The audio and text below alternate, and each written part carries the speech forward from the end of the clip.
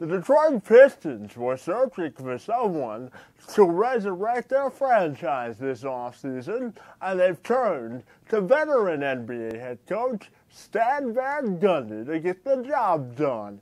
He's been given the keys to the franchise's car, leaving many to wonder which direction he plans to drive the franchise. With that, we wish you a pleasant good evening and welcome you into the latest edition of the Two Man Advantage podcast. I'm Kevin McShann, and here to provide his State of the Pistons is Terry Foster of 97.1 The Ticket and the Detroit News. Terry, so great to see you, and thanks for being here today. I need to correct you on one thing. They didn't give Van Gundy the keys. They gave him the hammer. Because he's going to have to hit somebody upside the head with that thing. It'll be a long rebuilding process, yeah.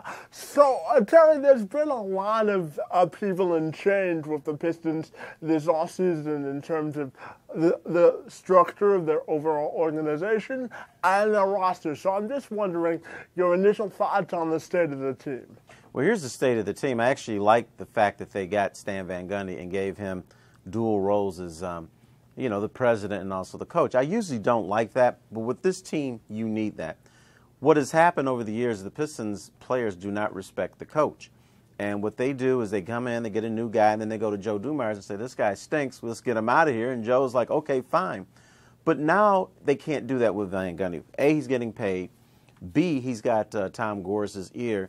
3, he's got power. He's got more power than any player in that dressing room. And to me, that's essential right there. That's why he's going to get the opportunity to change this around or make this work. Because you can't have Josh Smith going to the owner and say, hey, Mr. Gores, I don't like what's going on here. This is Stan Van Gundy's job. And all that player to management stuff, that's over with. And in terms of the state of the roster, the Pistons this offseason basically stood pat, with the exception of Jody Meeks and a couple of three-point specialists. So I'm wondering if you think that it'll take some time to resurrect what Joe Dumars didn't do, and how do you think the state of the roster will be under Van Gundy? Well, I still think the roster is troubled. Mm-hmm. I don't like the fact that you've got Drummond and Josh Smith together. There's just too many big forwards in there. Mm-hmm. And, you don't want Josh Smith on the perimeter. You want him underneath where he's effective. Andre Drummond is effective underneath. Greg Monroe is trying to develop some type of mid-range game, but he doesn't have it yet. So when you get those three together, I just don't like the fit. Now with Meeks and some of the other outside shooters, that's exactly what they needed. Let me tell you what was a turning point last year. Maurice Cheeks, before he was fired, told Josh Smith, man, we need you on the block. Josh Smith went down there, and, it was very effective for 3 or 4 games. What the league discovered is they had no three-point shooters. So slowly but surely, Josh Smith started floating out into the perimeter, and then that's when a bad season turned into a disaster. And in terms of, you bring up Josh Smith and Greg Monroe, starting with Josh Smith, this offseason there was no secret. The Pistons tried to move him. Do you think that'll be a problem for them going into the season? And what do you think Josh Smith's future is with the team? I don't know if he has much of a future. I think they're going to try to whittle away at that contract and try to move him. But look, it's easy to rag on Josh Smith. I don't blame him for everything that's happened. Now, here's what Josh Smith is. Josh Smith is a guy that just wants to play ball and hang around the perimeter if you allow him to. That's what the Pistons allowed him to do. They allowed him to do all the lazy stuff that he likes to do. But he needed somebody, we were talking about the hammer earlier, somebody with the hammer to say, dude, you can't do this anymore. This is not conducive to the team. Josh Smith will do what you allow him to do. Now, I have to believe Stan Van Gundy is going to say, man, you better take your big butt inside because this is where we need you, and all this three-point shooting is going to disappear. You notice Josh Smith threw up a record number of three-pointers last year because that's what he likes to do. Well, he was allowed to do it. Am I going to give him part of the blame? Absolutely. But most of the blame goes to a team that had no leadership from top to bottom and allowed Josh Smith to do whatever he felt like doing. And in terms of Greg Monroe, he's back on a qualifying offer this year. But obviously the Pistons were trying to get a long-term deal done with him. What do you think took so long with Greg Monroe, and how would you forecast his future as a Piston? Well, two things happened with Greg Monroe. I think he really wanted someone to give him a max deal, and he's not a max player, and he's not close. He's developing into that. The other thing, I don't think he wants to return to this team, particularly with the situation I mentioned with Drummond and especially Smith. I think he realizes that he can't succeed to the way that he wants to under the current circumstances. He was hoping for maybe a Hail Mary where someone would pay him big money, he'd be able to get out of here or maybe work out a sign and trade. His future, I cannot tell you what it's going to be, but here's what it's going to be predicated on. Are you going to keep Josh Smith? Or are you going to keep Greg Monroe? I think it's going to come down to that. If I have my druthers, I want to keep Greg Monroe because at least he's teachable and he's willing to learn and fight and hustle and do different things. Now, he may not be able to succeed, but he's at least willing to try. And in terms of the ownership and the relationship between Gores and Van Gundy, when Van Gundy was hired, Gores continually referred to having a better relationship between the floor and the front office. So can you kind of translate that for me into what you think that means? Well, I think a couple things. Tom Gores, and I think he realizes it, Gores and his henchmen who are here at the Palace, they don't have a connection to the floor. They don't really know what's going on. They don't know how to build a team. So it's not like one of his right-hand men can go to the floor, go in the locker room, and give him a report that's accurate and say, here's what's going on with the team. Here's how you need to do things. Stan Van Gundy can do that.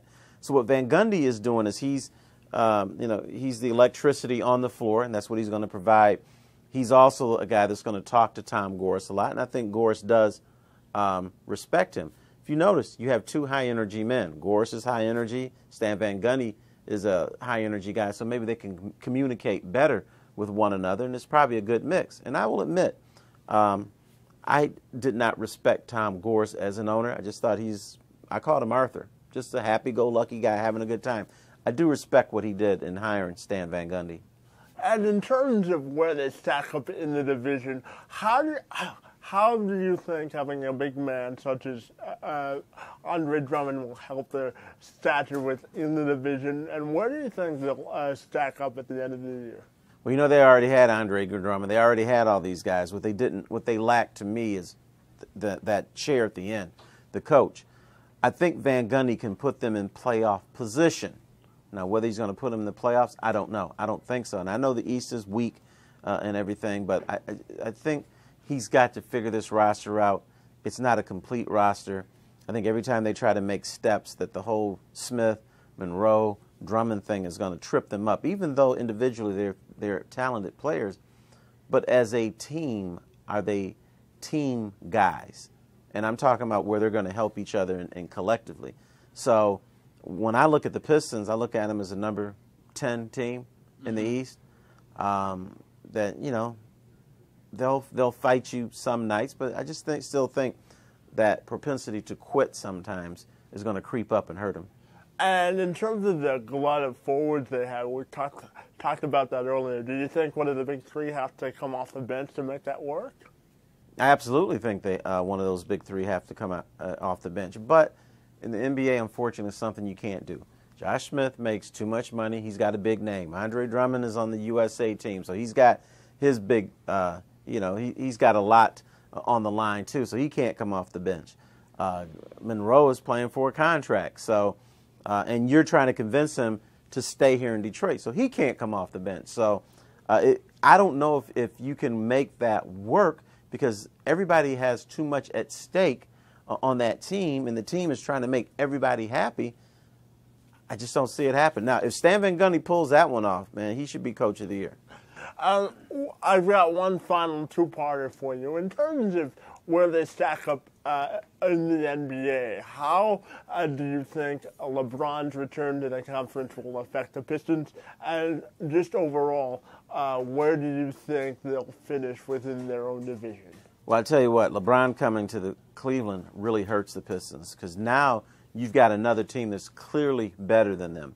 Now, Miami remains better than them. The Bulls remain better than them. the Wizards will probably be better than them. So that hurts them because now it's like adding an extra team in the division, and now you've got to beat this team. And there's no way they're going to beat Cleveland, as far as, finishing ahead of them in the standings. But I look at the Pistons as kind of a bottom feeder. They're not as good as Indiana or Chicago or everything. So I think their whole goal is to try to stay out of last place in that division. Well, Terry, thanks for a couple of minutes and providing your perspective on the state of the Pistons. Thank you very much. For the Two Man Advantage podcast, I'm Kevin McShane.